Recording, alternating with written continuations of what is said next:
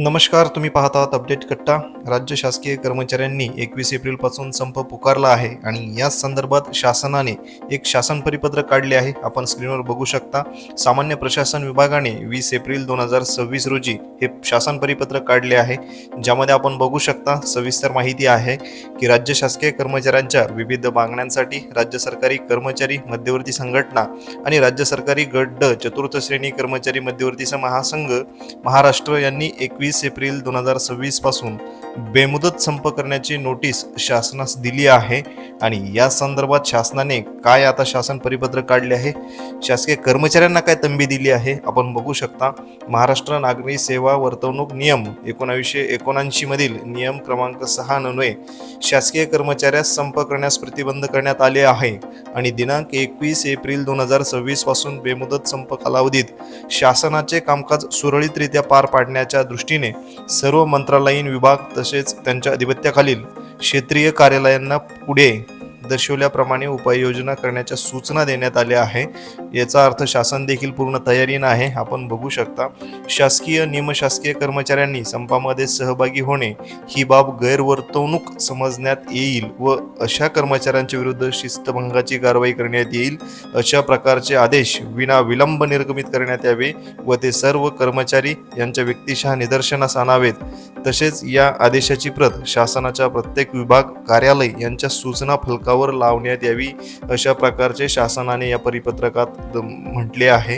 ज्यामध्ये आपण बघू शकता, खाली कर्मचाऱ्यांनी संपात सहभागी न होता नेहमीप्रमाणे कार्यालयात उपस्थित राहण्याचे त्यांचे मन वळवण्याचा प्रयत्न करावा आणि संप काळात कार्यालयात नियमित वेळेवर उघडणे व बंद करणे योग्य ती व्यवस्था करावी व ती व्यवस्था जबाबदार अधिकारी यांच्याकडे द्यावी. आवश्यकता भासल्यास गृहरक्षक पोलीस दलाची मदत घ्यावी, अशा प्रकारची देखील शासनाने आता तयारी केली आहे. आपण बघू शकता, विभाग प्रमुख असेल, कार्यालय प्रमुख यांना संप काळात आपले मुख्यालय सोडून जाऊ नये. त्यानंतर विविध विभाग प्रमुख असतील, कार्यालय प्रमुख असतील, यांनी या आदेशाच्या दिनांकापासून संप संपेपर्यंत कोणत्याही शासकीय कर्मचाऱ्यास कोणत्याही प्रकारची रजा मंजूर करू नये. आणि एक विशेष म्हणजे जे कर्मचारी रजेवर असतील अशा प्रत्येक प्रकरणी विचार करून त्यांची रजा रद्द करून त्यांना कामावर तात्काळ बोलवावे की कसे ते ठरवावे. म्हणजेच बघा, आपण शासन कशा प्रकारे निर्णय घेत आहे, ज्यामध्ये शासकीय कर्मचाऱ्यांच्या संपाबाबत केंद्र शासनाचे काम नाही वेतन नाही हे धोरण राज्य शासन अनुसरत असल्याचे कर्मचाऱ्यांना अवगत करावे.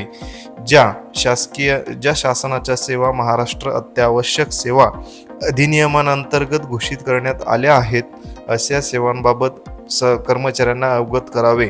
जे कर्मचारी संपावर जातील त्यांच्या विरुद्ध सदरील अधिनियमांतर्गत कार्यवाही करण्यात यावी. म्हणजे आपण बघू शकता, यामध्ये महाराष्ट्र शासनाच्या ज्या इमर्जन्सी सर्व्हिसेस आहेत त्या कर्मचाऱ्यांनी थोडंसं लक्ष घ्यायचं आहे. हे नोटीस एकदा काळजीपूर्वक बघा आणि आपला निर्णय आपण स्वतः घ्या. ज्यामध्ये आपण बघू शकता, सर्व मंत्रालयीन विभागांनी त्यांच्या अधिपत्याखालील कार्यालयांमध्ये संप काळात अत्यावश्यक व इतर सुरळीत सेवा चालू राहतील याबाबत उपाययोजना करावीत. आता सदरील संप कालावधीमध्ये कार्यालयात उपस्थित असलेल्या कर्मचारी यांच्या माहिती क्षेत्रीय कार्यालयांनी त्यांच्याशी संबंधित मंत्रालयीन विभागांना कळवावी व मंत्रालयीन विभागाने त्यांच्या विभागाची माहिती दुपारी 12 वाजेपर्यंत व अधिपत्याखालील क्षेत्रीय कार्यालयांची संकलित माहिती दुपारी 2 वाजेपर्यंत या परिपत्रकासोबत जोडलेल्या विहित प्रपत्रात कार्यासन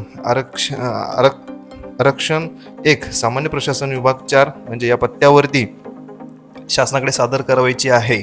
आणि यापूर्वी असे निदर्शनास आले आहे की कर्मचाऱ्यांची उपस्थितीची कार्यालयीन माहिती विहित वेळेत उपलब्ध करून देत नाहीत, तेव्हा यावेळी काळजीपूर्वक सदरील माहिती विहित कालमर्यादेत देण्याची व्यवस्था करावी. म्हणजे बघा, शासनाने कशा प्रकारचे निर्देश दिलेले आहेत. यामध्ये आपण बघू शकता, सर्व विभागीय आयुक्तांना यांना त्यांच्या विभागातील व त्यांच्या अधीनस्थ असलेल्या सर्व शासकीय व निमशासकीय कार्यालयात संपाच्या कालावधीत उपस्थितीची माहिती दुपारी 12 वाजेपर्यंत या विभागाकडे अचूक पाठवावी. तसेच संपाच्या कालावधीत उपस्थितीची टक्केवारी दुपारी 12 वाजेपर्यंत या विभागाकडे अचूक प्राप्त होईल अशा प्रकारे पाठवावी. सदरील परिपत्रक शासनाच्या संकेतस्थळावर उपलब्ध आहे. अशा प्रकारे आता शासनाने हे परिपत्रक काढले आहे, ज्यामध्ये कर्मचाऱ्यांना एक प्रकारची तंबीज दिलेली आहे. आपण म्हणजे संप करताना या बाबी लक्षात घ्या. म्हणजे उद्या दुपारपर्यंत नक्की शासन यावरती काहीतरी निर्णय घेईल. आता यामध्ये ज्यावेळेस वेगवेगळे अपडेट येणार ते नक्कीच अपडेट आपण तुमच्यापर्यंत पोहोचवण्याचं काम करू. शासकीय कर्मचारी असाल तर चॅनलला नक्की सबस्क्राईब करा. चला, धन्यवाद.